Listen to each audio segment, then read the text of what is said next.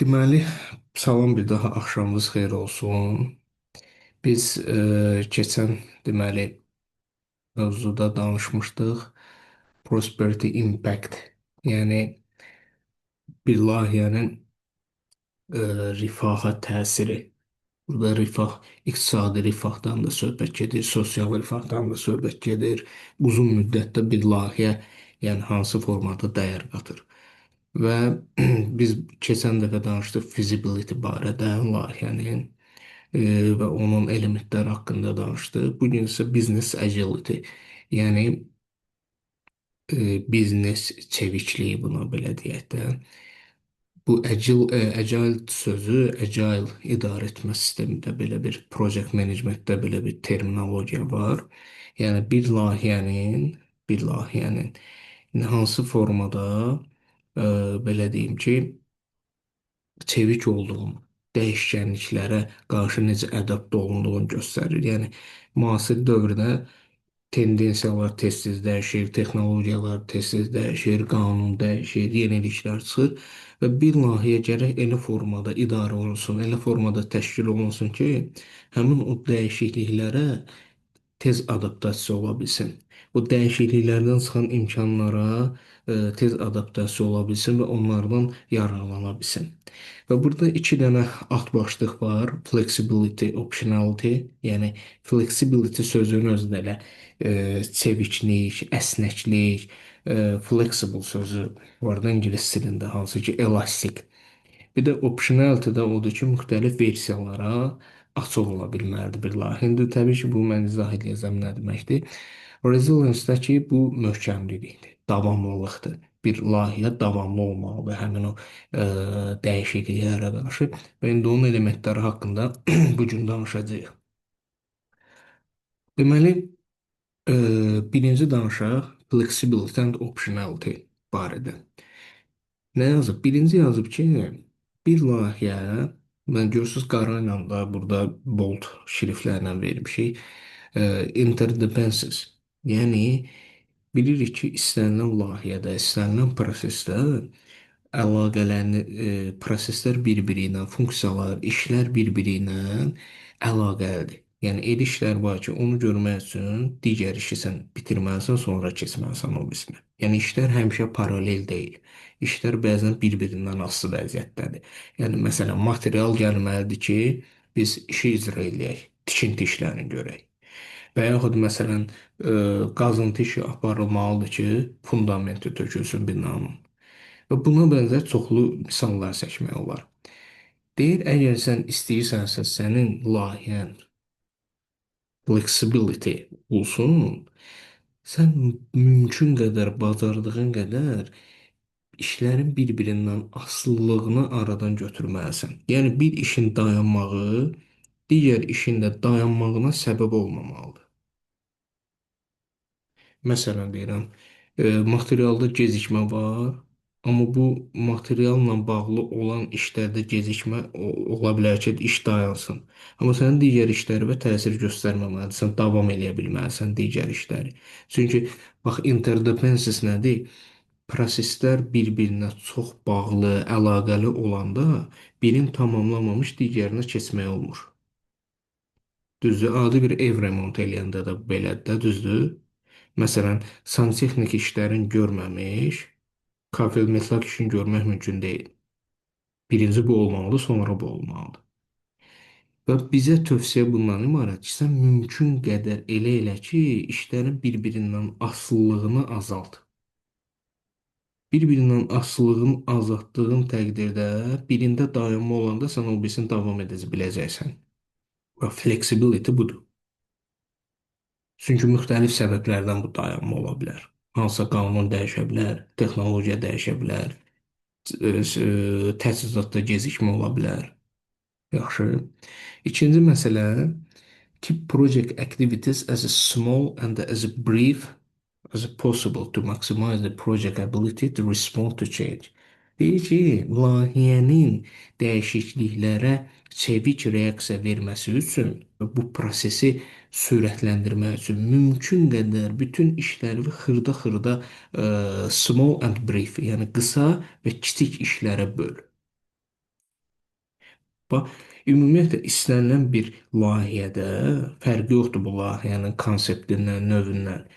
Həmişə biz işi kiçik hissələrə bölməliyik. Bu həm də project managementin ümumiyyətlə ən əsas belə deyim də tələblərindən, prinsiplərindən biridir. Aydın oldu. Bax, mən indi sizə bir dənə göstərəcəm burada bax. Work breakdown structure var burada. Work breakdown structure nədir? İşimizi bax belə hissələrə bölmüşük. Nəticədə bir dənə iş bundan ibarətdir. Tutaq ki, günəş elektrik stansiyasının tikintisi. Amma biz o işi bölmüşük hissələrə, addımlara. O addımların özünü də daha kiçik hissələrə bölmüşük. Məkana görə, yerə görə bölə bilərik, işin skopuna görə bölə bilərik.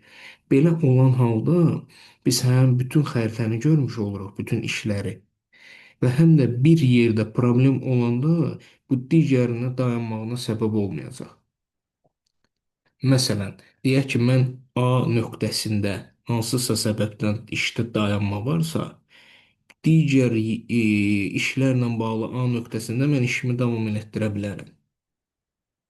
Düzdür? Məsələn, burada da özü görürsünüz də, burada dizayn işləri var, materialın satın alması var, commissioning işləri var, torpağın istifadəsinə icazələrin alınması var, planlaşdırma var, düzdür? Ona görə birinci biz nədir? Bax o work breakdown structure işi bax belə xırda-xırda hissələrə bölmək və o cür icra eləmək deməkdir. Və bundan əvvəl də biz bax burada danışdıq ki, işlərin bir-biri ilə əlaqəsində. Bu barədə mən yenə danışacağam. Bax, məsələn, bir iş var, burada düzdür. Digər fəaliyyətə keçmək üçün gərək bunu eləyəsən, sonra bu birisinə keçəsən. Amma məsələn, bu işi eləyirsən, sonra keçirsən digər fəaliyyətə. Ha, bunlar paraleldir. Məsələn, bu xəttdə olan işlər bu xəttdə olan işlərdən asılı deyil. Və yaxud bu xəttdə olan işlər bundan asılı deyil. İndi bu critical path metodda buna niyə deyirlər? Bu barədə də danışacağıq. Daha sonra deyir ki, mütləq yeni ideyalara və yanaşmalara açıq olmaq lazımdır. Yəni flexible layihə idarə etmə. Sən əgər agile bir metod istifadə edirsənsə, burada necə olmalıdır? Sən yeniliklərə açıq olmalısan. Yeni ideyalara açıq olmalısan. Bu nə deməkdir? Tutaq ki, sahədə hər hansısa işləyən bir işçi gəlib sənə bir təklif verəndə ən azından ona qulaq asmalısan. Çünki ola bilər elə bir təklif verə bilər, o elə bir ideya irəli sürə bilər ki, sənin layihənin gedişatına o müsbət mənada şərait yaratmış olsun, təsir göstərmiş olsun müsbət mənada. Yəni bax, yeni yanaşma və yeni ideyalara hər zaman açıq olmaq lazımdır. Və onları e, belə deyim də, mənbəsindən asılı olmayaraq, regardless of the source. Bu adi bir sıravi işçi də ola bilər, texniki işçi. Bu yüksək belə deyim, idarə etmə heyətindən də ola bilər. Daha sonra deyir ki, be prepared to take advantage of unexpected opportunities of previous unknown solutions. Bax, layihə müddətində həmişə gözlənilməyən vəziyyətlər olur. Və biz o vəziyyətlərdən həmişə e, müsbət mənada, yaxşı mənada istifadə etməyə çalışmalıyıq. Onu biz imkanlarımıza çevirməliyik.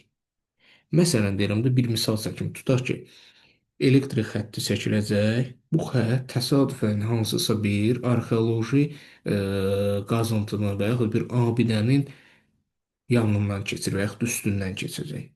Və bu da icazə verilən hal deyil. Çünki burada biz mədəni irsin qorunması ilə bağlı öhdəlik götürmüşük. Və icra hakimiyyəti də deyir ki, yox, biz sizə alternativ marşrut təqdim edəcəyik. Oradan keçirin xətti. Amma buradan olmaz. Biz bunu opportunity-yə çevirə bilərik də. Biz bunu müsbət, məsələn, biz də deyirik, şərt qoyuruq ki, problem deyil. Biz layihə, dizaynda dəyişiklik eləyərik. Amma siz də zəhmət olmasa, vaxt itməməsi üçün icazə prosesini sürətləndirin. Danışıq getdi də burada, razılaşma oldu. Yəni bir problem çıxır ortaya. O problem həmişə pis demək deyil. Və yaxud bir nəzərə alınmayan force major vəziyyət yaranır. Bu həmişə pis deyil. O özü ilə bəzən müsbət mənada opportunities, yəni imkanlar da gətirir, imkanlar da yaradır. Bəzən risklər o riski nəzarət edəndə, aradan qaldıranda özü bir opportunity, imkana çevrilir. Aydın oldu. Daha sonra recognize that change are inevitable in virtually all projects and plan accordingly. Yəni, bax belə deyək də, bütün ümumiyyətlə layihədəki dəyişiklikləri biz qəbul etməliyik və bilməliyik ki, layihə bu dəyişikliklər, changes, bu qaçılmazdır. Bu qaçılmaz və ona görə də layihə idarə etmə prosesində işlərdən, proseslərdən də biri həmin o dəyişikliklərin idarə olunmasıdır. Yaxşı, büdcə dəyişə bilər, insan resursları dəyişə bilər, texnologiya dəyişə bilər, yeni qanun çıxa bilər və yaxud nəzərə alınmayan hansısa bir problem çıxa bilər. Və biz nələrisə dəyişmək məcburiyyətində qalırıq. Bəzən layihənin vaxtı dəyişir, bəzən büdcəsi dəyişir, bəzən texnologiyası dəyişir.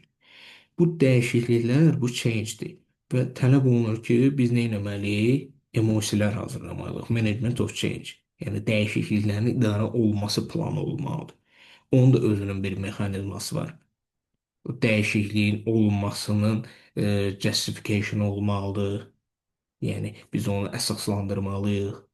Daha sonra bu getməlidir dəyişikliklərin idarə olunması komitəsinə, change of management of change board olur ora və onlar onu approve eləyəndən sonra biz həmin change-i, dəyişikliyi icra edə bilərik. Yəni keyfimizdən biz durub layihənin dizaynına və yaxud hər hansısa bir sənədə və yaxud hər hansısa bir prosedura və yaxud iş metodikasına, vaxta, büdcəyə dəyişiklik edə bilmərik. Bunun da bir mexanizması var. Və o dəyişiklikləri nəzərə alaraq həmişə contingency planlar hazırlanır. Məsələn, contingency budget hazırlanır ki, hər hansısa bir dəyişiklik baş versə, biz həmin o büdcədən tutaq ki, istifadə edəcəyik. Onun özü də planlaşdırılır, yəni. Daha doğrusu look for opportunity to adjust requirement to achieve a higher degree of sustainability. Və hər zaman ümumiyyətlə layihə boyu deyir ki, sən davamlılığı prinsiplərini yüksək səviyyədə saxlamaq üçün, ona nail olmaq üçün həmişə yeni imkanlara baxmalısan, yeni tələblər formalaşdırmalısan. Aydın oldu. Bu sadə bir şey, başa düşdüyümüz bir məsələdir. Apply value analysis or similar techniques to meet requirement without sacrificing sustainability. Bu çox maraqlı şeydir. Burada iki dənə nöqtəyə bax diqqət çəkəcək. Bir value analysis, bir də without sacrificing sustainability. Bu nə deməkdir? Value analysis bir layihənin ümumiyyətlə e, funksionallığı, daha doğrusu daha sonra onun xərcini və performansını nəzərə almalısan ki, bu layihə öz funksionallığı ilə, öz performansı ilə hansı formada dəyər qatacaq, dəyər analizi eləməlisən. Və deyir, dəyər analizi eləyəndə sən heç vaxtı nəyisə qurban verməməlisən. Məsələn, bu nə deməkdir? Tutaq ki, mən xərclərimi azaltmaq üçün daha keyfiyyətsiz almamalıyam. Sən heç vaxtı deyir, məsələn deyirəm də, ekoloji tələbləri bypass eləyə bilmərsən, qurban verə bilmərsən. Mən burada layihə tikirəm, ekologiyaya nətər istəyirəm, ziyan vurum. Yox. Əksinə, sən dəyər qatmalısan. Ekoloji fayda verməlisən. Və yaxud mən məsələn uzun müddətli riskləri göz ardı eləyə bilmərəm. Onda dayanıqlı olmaz ki, mən layihə. Tutaq ki, mən elə bir fəaliyyət icra eləyirəm ki, onun nəticəsində tutaq ki, 10 il sonra bunun bu formada ziyanı olacaq. Mən onu neynirəm? Deməli, mən dayanıqlıq prinsiplərini pozmuş oluram da. Həmçinin sosial standartları zəif tuta bilmərəm. Ki, ev yox, sosial standartları zəif tuturam, o icmalarla olan işlər, layihədən təsirlənən insanlara kompensasiya verilməyi, yerli icmanın işə cəlb olunma prosesi filan filan. Yəni dəyər analizi odur ki, sən elə bir iş görməlisən, elə bir layihə icra etməlisən ki, bu layihənin icra müddətində uzun müddətli risklər də nəzərə alınsın, ekoloji tarazlıq da nəzərə alınsın, ekoloji fayda da nəzərə alınsın və sosial fayda da nəzərə alınsın və iqtisadi fayda da nəzərə alınsın. Yəni, onda oldu bu dayanıqlı bir layihə. Və burada da deyir ki, sən layihəni o formada dəyər analizi aparmalısan ki, həmin o dayanıqlıq prinsiplərinin hər hansısa birini qurban vermiş olmayasan. Aydın oldu. İndi bu critical path metod nədir? Baxın, burada biz deyirik ki, bir-birindən asılılıq. Düzdür? Biz bilirik ki, bəli, asılılıq bu. Bəs buna niyə critical path method deyirlər? Bu layihə idarə etmə sistemində istifadə olunan yüzlərlə tool deyirlər də, alətlərdən biridir, metodikalardan biridir. Bu metodika nəyə görə istifadə olunur? Layihənin kritik e, yolunu tapmaq üçün. Məsələn deyim də, bax bu critical load path-də olan biz bunu niyə müəyyənləşdiririk? Bunun üzərində olan fəaliyyətləri, bax bu xəttin üzərində olan fəaliyyətləri mənim gecikdirmə şansım yoxdur. Çünki layihənin müddətini, bitmə tarixini müəyyən edən buradakı olan fəaliyyətlərin müddətidir. İndi burada 4 gün misal olaraq yazıb da. Məsələn, bu xəttin üzəri bu critical deyil. Niyə? Kritik xətt deyil. Çünki burada olan hər hansısa bir fəaliyyəti mən məsələn bir gün gecikdirə bilərəm. Bunun bitmə tarixinə onsuz da təsir göstərməyəcək. İndi burada bir kiçik rəqəmdir. Məsələn, layihə müddətində bu biraz daha uzun müddətlər olur deyə. Hə. Amma burada mən nəyəsə gecikdirsəm, bitmə vaxtına təsir göstərəcək layihə. Ona görə kritik bunu biz belə deyim, hazırlanır həmin bu critical load path və bunun üzərində olan fəaliyyətlər biz anlayırıq ki, burada güzəşt yoxdur. Biz bunların hamısını vaxtında çatdırmalıyıq və resursların vaxtında müəyyənləşdirməliyik. İnsan resursları olsun, material olsun, sənədləşmə olsun, qanun, icazələr, permit, lisenziyalı hər şey. Çünki bizim yenə deyirəm, layihənin bitmə vaxtı həmin bu xəttin üzərində olan fəaliyyət müəyyənləşdirir. Aydın oldu. Bu nə deyirlər? Critical path method. Başqa-başqa alətlər var. Məsələn, Gantt chart var, nə bilim, başqa petrochart var, müxtəlif diaqramlar var, cədvəllər var, metodikalar var. Hərəsinin də istifadə olunmağının bir səbəbi var. Aydın oldu. Bu work breakdown structure danışdıq ki, yəni işi kiçik hissələrə bölmək və bu formada işləri nəzarətdə saxlamaq üçündür. Və burada da risk and opportunity registerdə hansı ki biz opportunity və risklər barəsində danışdıq, ona görə bunu nümunə kimi atmışam. Bax, istənilən layihənin bax, əvvəlində bu hazırlanır və daim olaraq buna əlavələr olunur. Risk register. Planning fazasında da, execution yəni icra fazasında da, monitoring fazasında da, control and monitoring fazasında da həmişə buna əlavə olunur. Risk register. Yəni layihə ilə bağlı bizim nə risklərimiz var? Riskin təsviri, onun nəticəsi nə ola bilər, onun təsiri nə ola bilər, ehtimalı nə qədərdir, şkala ilə qiymətləndiririk, quantitative method deyirlər buna. Yəni konkret bir matriks olur, oradan o qiymətləndiririk və dərəcəsini tapırıq riskimizin, sonra onu hansı formada biz azaldacağıq, yox ümumiyyətlə qarşısını alacağıq, müəyyənləşdiririk. Action, yəni fəaliyyət tədbiri müəyyənləşdiririk. Bunu kim icra edəcək və statusunu deyirik ki, bunu elədik, yoxsa eləmədik. Açıq fəaliyyətdir, qapalı, bağlanıb, artıq tamamlanıb, yoxsa hələ ki prosesdədir. Və yaxud opportunitylər, bizim hansı opportunitylərimiz ola bilər? Onları müəyyənləşdiririk. Buna deyirlər risk and opportunity. Bu həm də ISO 9001 keyfiyyət idarə etmə sistemində də bu barədə tələb var ki, şirkət öz risk və imkanlarını müəyyənləşdirməlidir. Və yaxud digər məsələn bir elə cədvəl iş yolluqdur. Baxın, bu nədir? Layihədə çıxan problemləri biz bura hamısını qeyd edirik. Nədəsə gecikmə var. Nədəsə məsələn də burada yazmışıq grid connection approval delayed by utility company. Şəbəkəyə enerji xəttinin qoşulması ilə bağlı icazələrdə məsələn gecikmə var. və yaxud tutaq ki də torpaq növünün yaxşı vəziyyətdə olmamağı piling, həmin o dirəklərin vurulma işində problem yaradır. Kateqoriyasını müəyyənləşdirir ki, bu hansı satın almadır, finansı problemdir, yoxsa e, kontrakt və compliance şöbəsinin işidir və yaxud texniki bir işdir. Onun təsiri müəyyənləşdirir, prioriteti müəyyənləşdirir, hansı əraziyə, hansı e, sahəyə təsir göstərəcək. Və bu problemin ümumiyyətlə onları kimdir, kim bunu həll etmə, məsul şəxs kimdir, hansı tədbir görməliyik, nə vaxta qədər görməliyik, statusu nədir, tamamlanıb, açıqdır və burada qeydlərimizi. Bu nümunə bir cədvəldir, amma əksər hallarda yəni bu formada istifadə olunur. Problem çıxdı, yazırıq bura. Problem çıxdı, yazırıq bura. Bir də Lesson Learn Register var.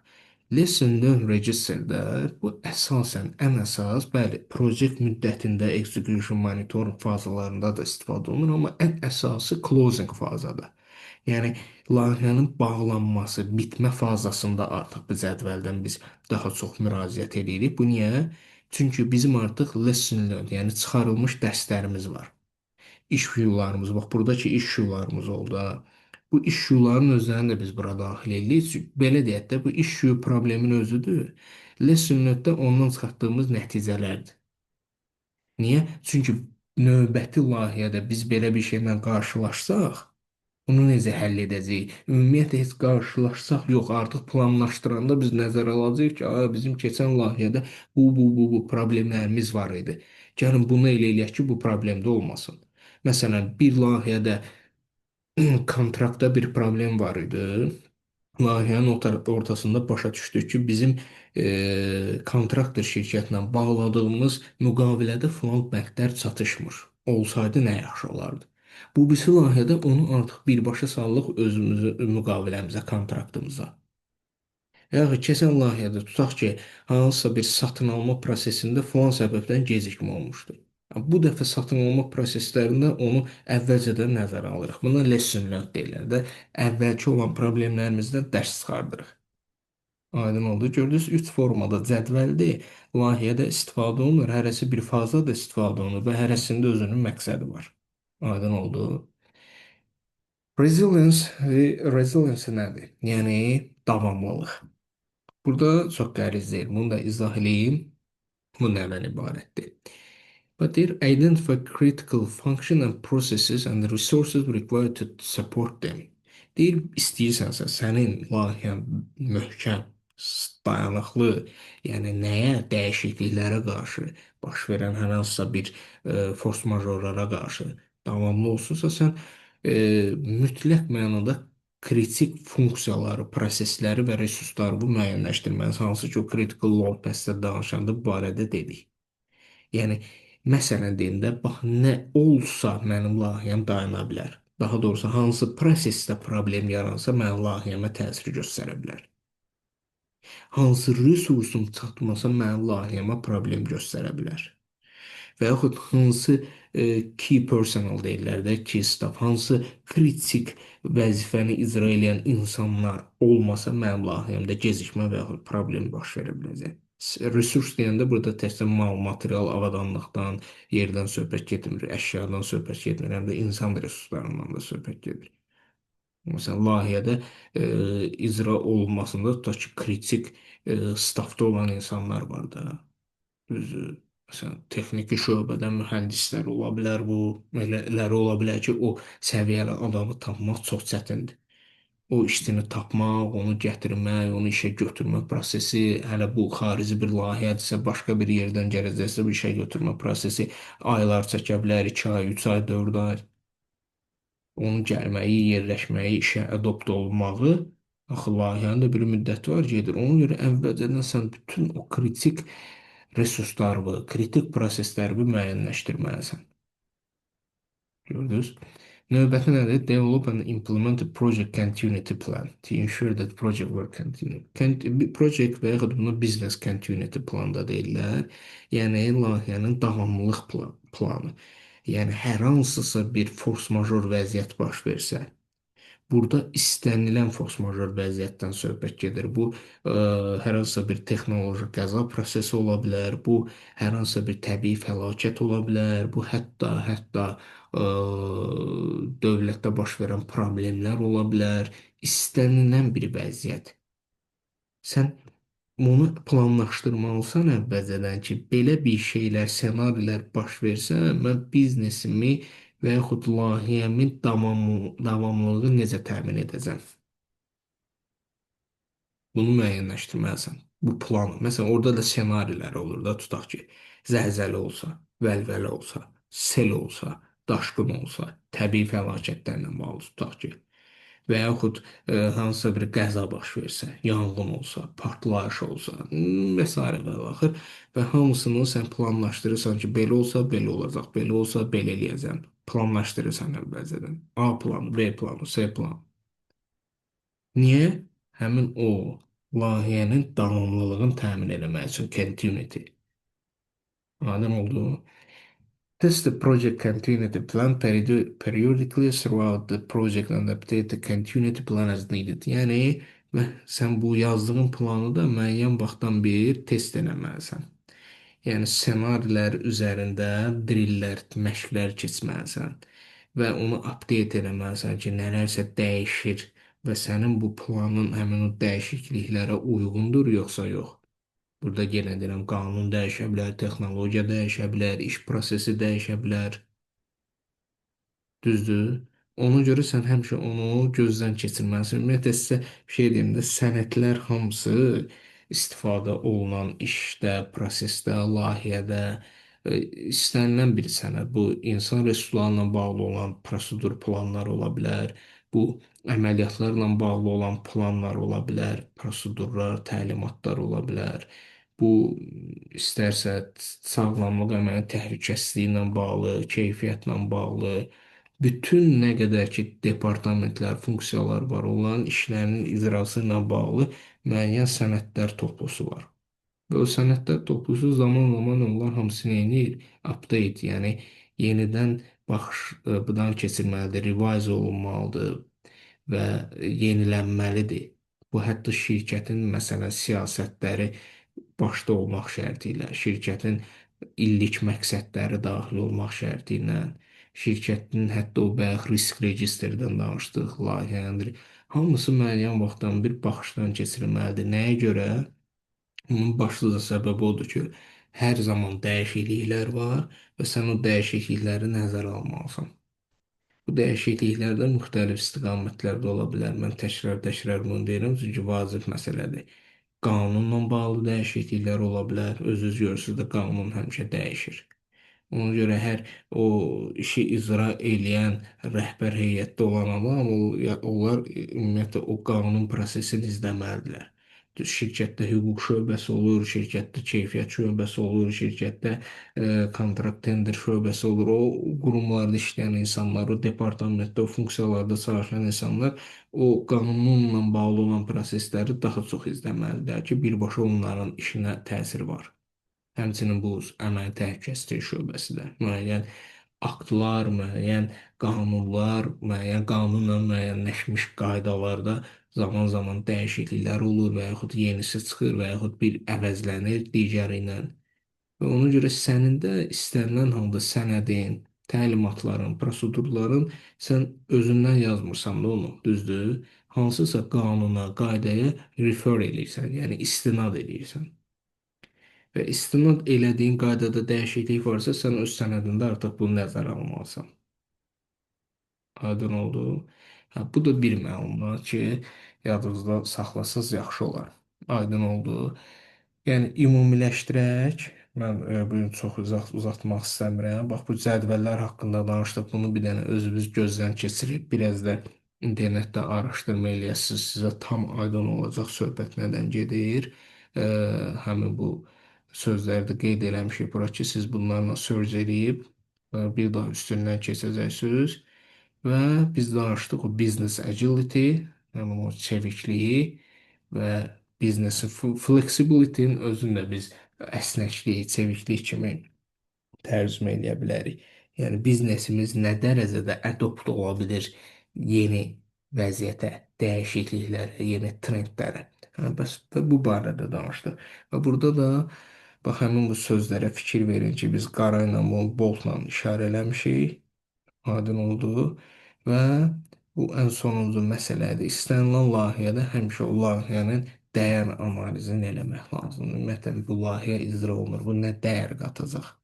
Bunun dəyəri nə olacaq? Nədən ibarət olacaq? Bu həm də ümumiyyətlə layihənin feasibility, o dediyimiz faza ki var idi, mümkünlük fazasında. Orada da bunu sən həmişə fikirləşməlisən bu barədə. Mən bunu nə eləyirəm? Amma bunun sosial faydası nə olacaq bunun? Söhbət yəni yenə mən deyirəm, elə layihələr var ki, orada amac yalnız və yalnız maliyyədir, pul qazanmaqdır. Amma dayanıqlıqdan söhbət gedirsə, dayanıqlıq prinsiplərində burada sən üç istiqamətin hamısına baxmalısan. İqtisadi faydaya, sosial faydaya və ekoloji və ətraf mühitə vurulan faydalara. Aydın oldu. Belə bugünlük dostlar, bugünlük bu qədər. Bugünlük bu qədər. Amma